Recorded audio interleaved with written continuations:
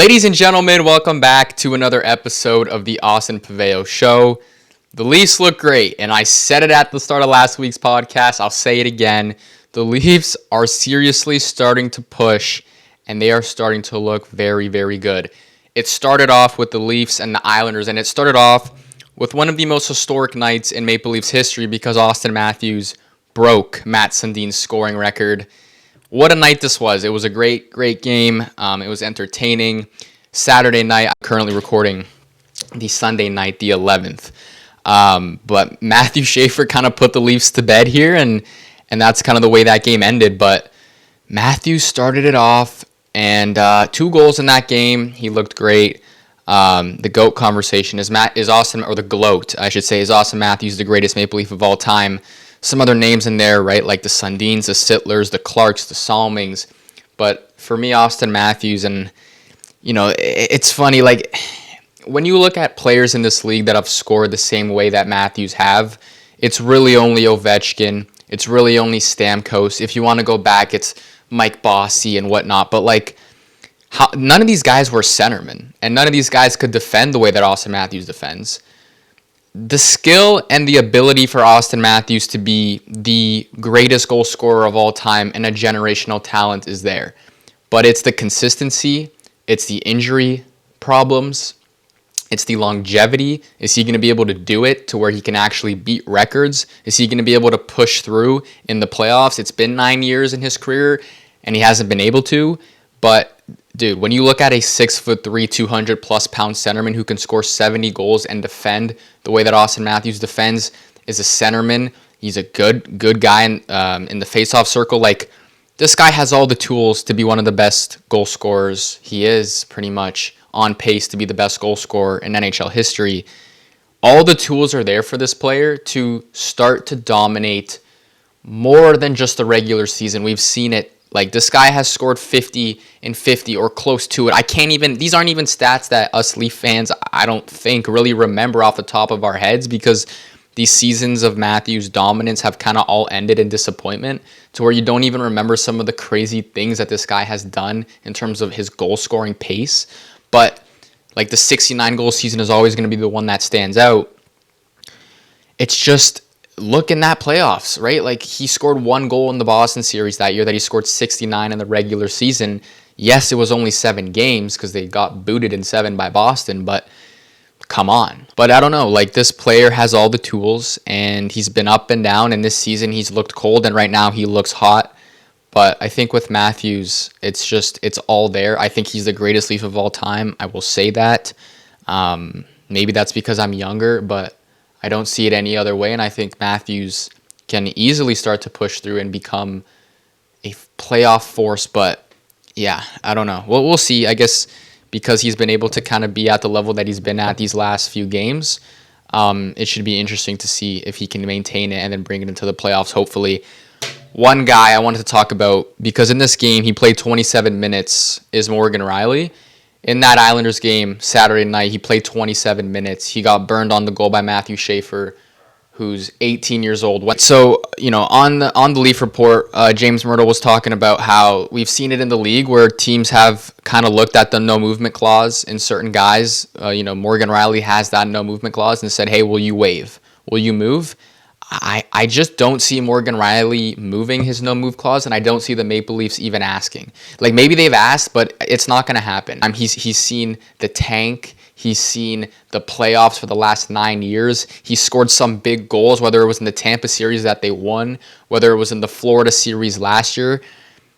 Morgan Rielly gets his respect from some Leaf fans because he's been here the longest. He's seen it all.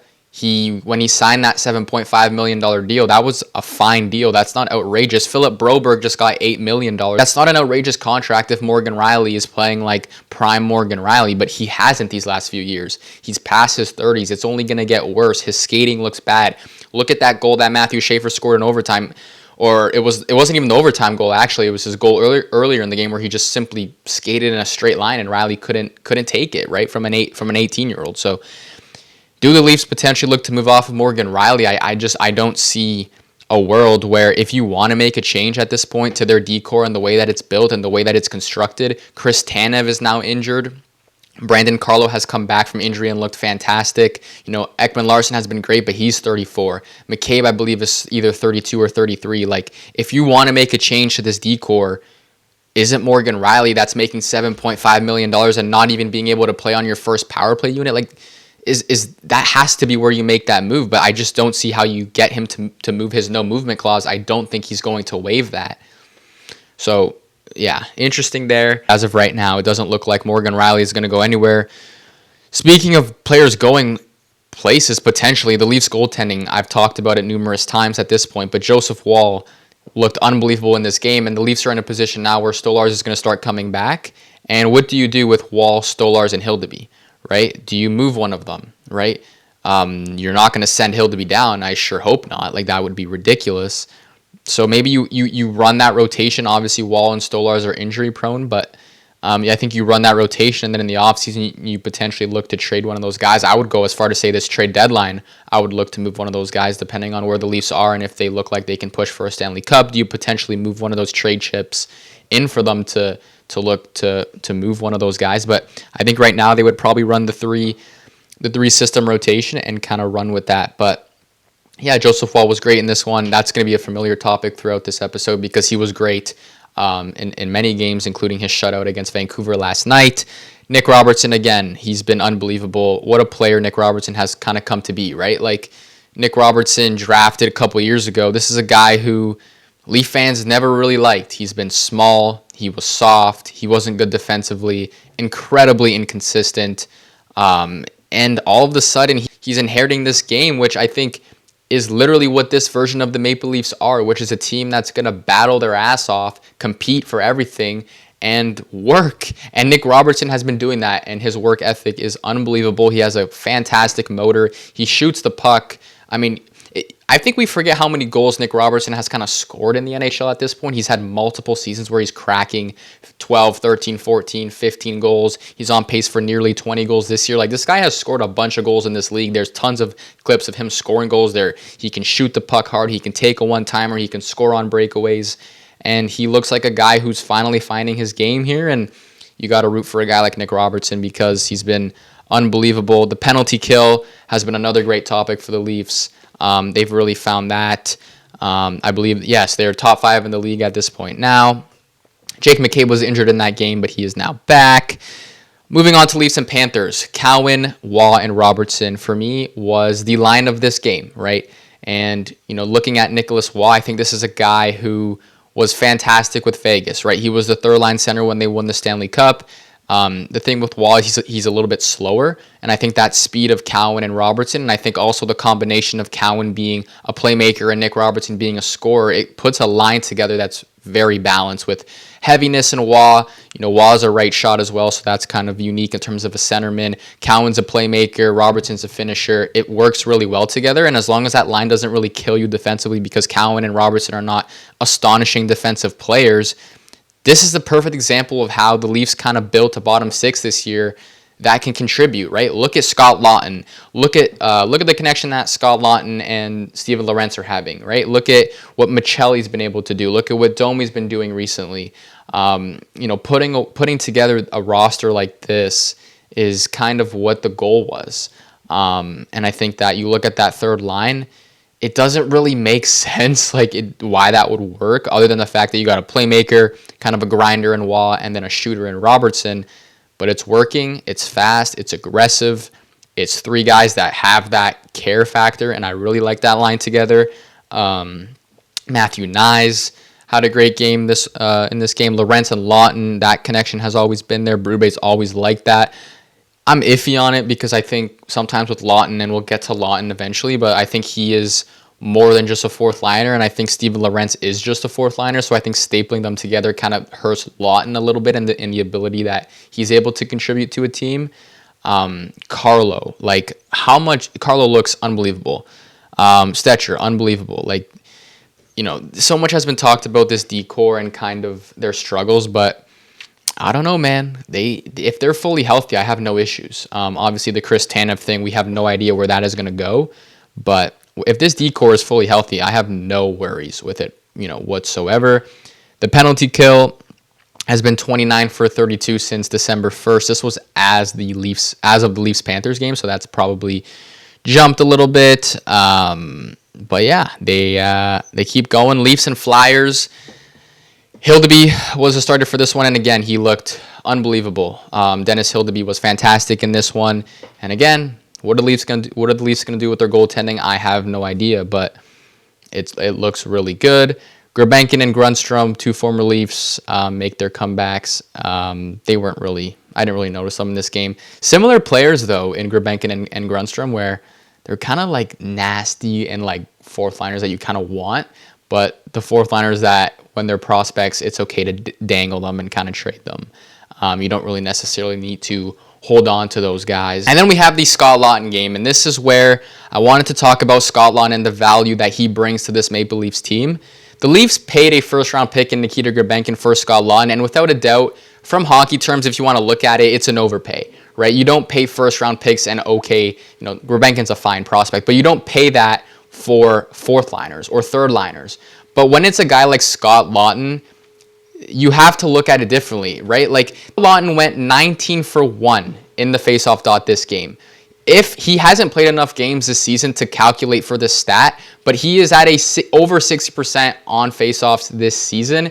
He is not eligible to be in that stat because he hasn't played enough games, but if he was, he would be in the top 3 in the NHL. Scott Laughton is not just a fourth liner, right? I know Berube loves the Laughton and Lorentz pairing on that fourth line. He likes them on the penalty kill as well. I've been a little bit skeptical on that because I think that Lorentz is just a pure fourth liner, and I think he kind of holds down Laughton in certain situations, especially offensively. But if you look at what Laughton brings, I look at it similar to a guy in Winnipeg, like Adam Lowry, for example, right? The captain of that team. Adam Lowry is not the best player on the Jets, but he is the heart and soul of the Jets. And I don't think Scott Laughton is the heart and soul of the Maple Leafs, but he damn well sure is the glue guy on this team. There's no question about it. The leadership, the versatility, he does everything. I just mentioned the face-offs, right? Like, this is a guy, this is why why do you think Philadelphia held on to Scott Laughton for all that time? They were getting offers, first-round picks. I believe it was from St. Louis a couple years ago, and they were declining. They were declining first-round picks for Scott Laughton, who only puts up 35 points a year. But it's the versatility, it's the heaviness, it's the fact that he's a glue guy, it's the fact that he's unbelievable in the face-off dot. He has good playoff numbers offensively. Like, this is why the Maple Leafs paid this price to bring in Scott Laughton, and you're seeing the impact that he's having on this team. And whether it's Scott Laughton, whether it's Troy Stecher, you are seeing the ability of what these guys are able to bring in terms of the cohesiveness and the glue that holds this team together. And that is why that is why the Maple Leafs went out and paid a first-round pick for Scott Laughton, right? Then we had the Leafs and the Canucks game, and this was Michelli and Domi, I think, were fantastic in this game.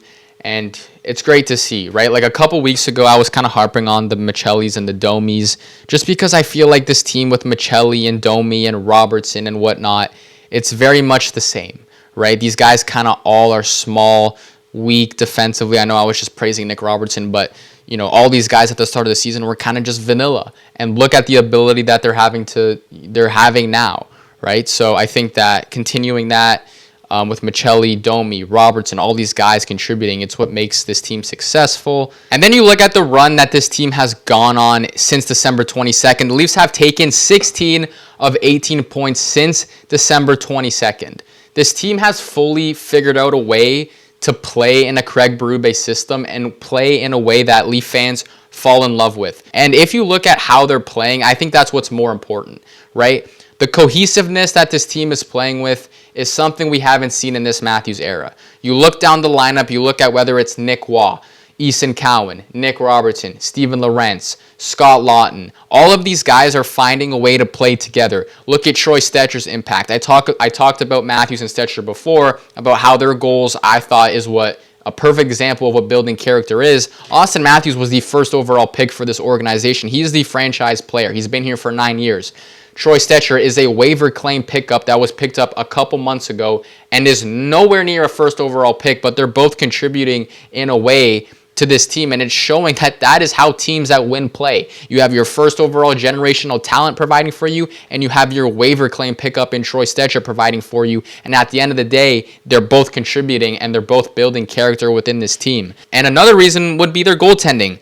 Right, the last 3 games, Wall, 31 out of 32. Hildeby, 22 out of 23. Wall again, a shutout, 29 out of 29. Like, it's about it, but like this team has figured out a way to play together, and it's what we've been waiting for to see since Matthews came into this league with this version of the Maple Leafs. It's what we've wanted to see, is how can they play together. Look at the way they're defending their goalies, right? Like, this team has figured out a way to play together, and it's truly astonishing to watch.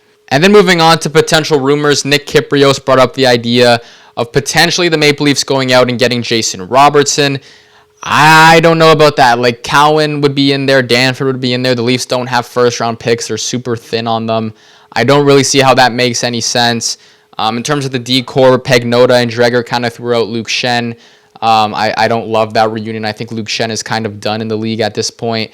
Elliot Friedman said that the Leafs were in on Zamula. But they do definitely want a puck-moving defenseman. Braden Shen, there was that big thing. Obviously, the Leafs tried to get him at last year's trade deadline for Cowan and Danford. Yeah, guys, that kind of wraps up this week. Thanks for tuning in. The Leafs look good. We'll see how they play. I believe they play Colorado on Monday, so that'll be a good test for them. But thanks for tuning in, and I'll see you guys next week.